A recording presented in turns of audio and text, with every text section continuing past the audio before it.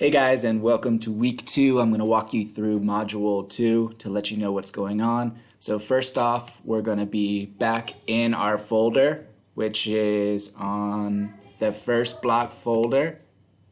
If you open it up there, you will see that in digital learning folder, the first one that we've been using, I've posted module 2 for you, so you can go into module 2 and open it up.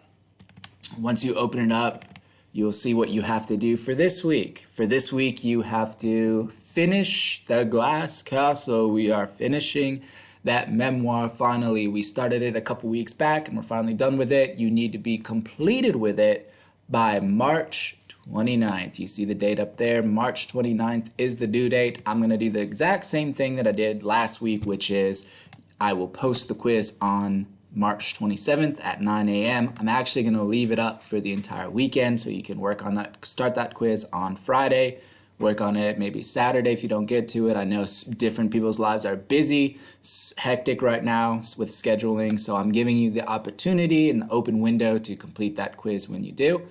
The symbol writing is the third thing on the list, so you're going to choose a symbol or a motif, which is kind of like a theme from the Glass Castle, and write a one-pager. What you're going to write, and this is very important because I know I'm going to get a lot of questions about this one, is you're discussing, meaning you're talking, explaining, analyzing how the symbol plays an important role in the development of the plot. So you're going to be looking for different times where your symbol comes up in the Glass Castle. You could probably Google different symbols for the Glass Castle and they'll give you some information and some already written analyses on your symbol. What you need to do is make it specific and unique to yourself. So if you look up somebody else's work online, don't just copy and paste. I'll be able to tell right away. So if you want to look up the Glass Castle symbols, you'll see some of them right here. One that we've kind of already talked about is fire, the way that fire kind of spreads and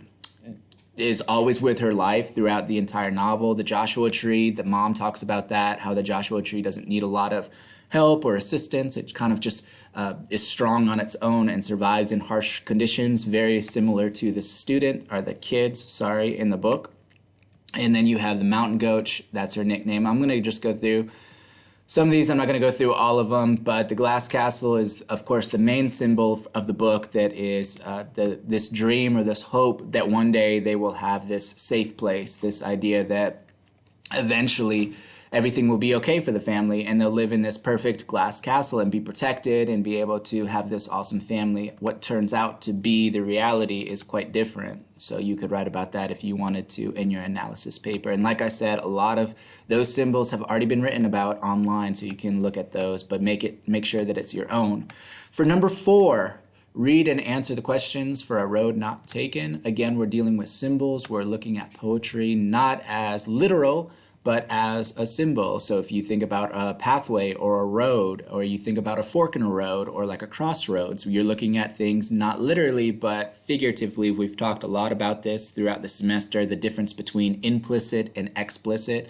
What is implicit? What is implied by walking down a path? What is implied by coming to a fork in one's life, a road in one's life, and not knowing which way to go? So we're looking at that, answer those questions. For this one, you're going to write a short memoir or a poem about a scar moment.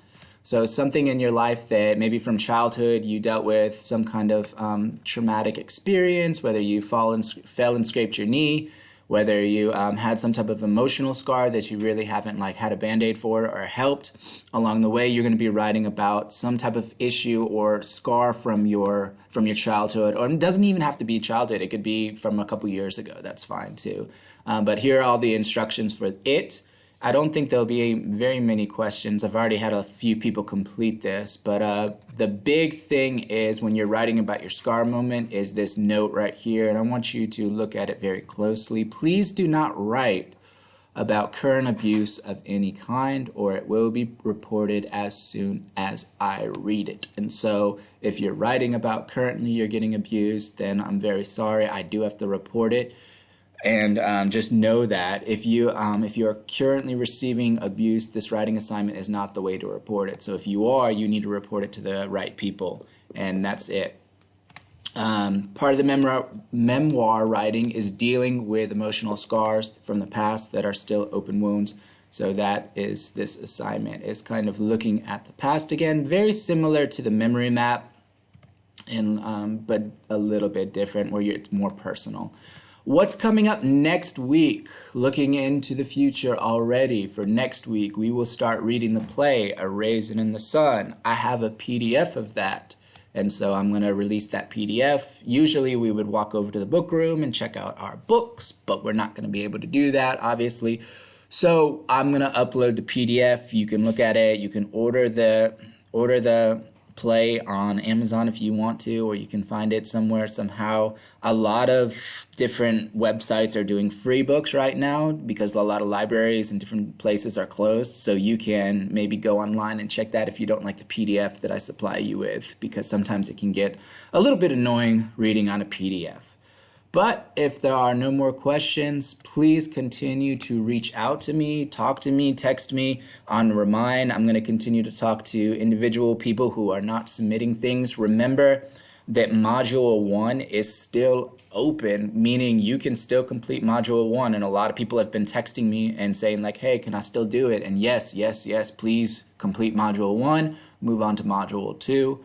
And we will be good to go, okay? Hope you guys are having a great week, and you guys are staying positive, and you guys are home, secure, safe, with a lot of food.